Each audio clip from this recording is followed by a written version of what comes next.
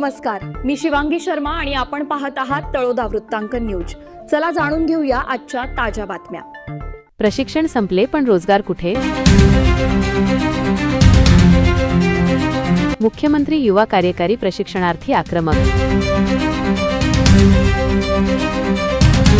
नाशिक विभागीय आयुक्तांना यावल येथे निवेदन। भगवान आचारी यांच्यासह तळोदा वृत्तांकन न्यूज नेटवर्क नाशिक।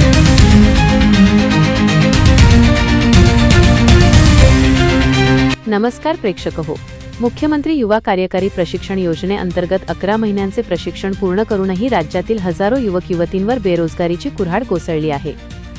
या गंभीर प्रश्नाकडे शासनाचे लक्ष वेधण्यासाठी आणि प्रलंबित मागण्यांच्या पूर्ततेसाठी प्रशिक्षणार्थ्यांच्या वतीने नाशिक विभागीय आयुक्त प्रवीण गेडाम यांना यावल येथे जाहीर निवेदन देण्यात आले।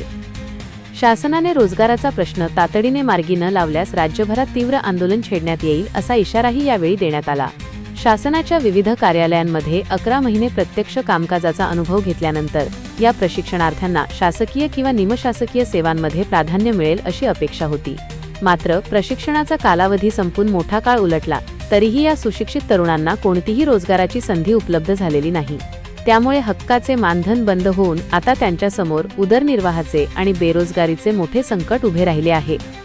यावेळी प्रशिक्षणार्थींनी आपल्या निवेदनाच्या माध्यमातून मागण्या केल्या आहेत की प्रशिक्षण पूर्ण केलेल्या सर्व उमेदवारांना त्वरित रोजगाराच्या संधी उपलब्ध करून द्याव्यात। 11 महिन्यांच्या प्रशासकीय कामाचा अनुभव विचारात घेऊन प्रशिक्षणार्थ्यांना शासकीय व निमशासकीय भरतीत विशेष प्राधान्य देण्यात यावे।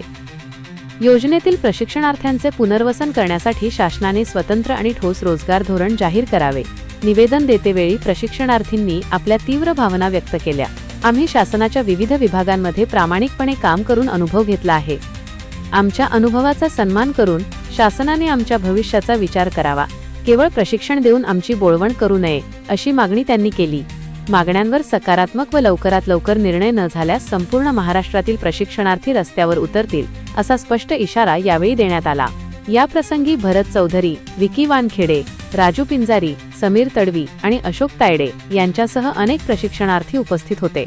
सर्वांनी एकमुखाने बेरोजगार युवकांना न्याय मिळण्याची आणि शासनाने ठोस पावले उचलण्याची मागणी केली आहे। आजसाठी इतकेच। अशाच ताज्या आणि महत्त्वाच्या बातम्या पाहण्यासाठी आमच्या चॅनलला सबस्क्राइब करा। धन्यवाद।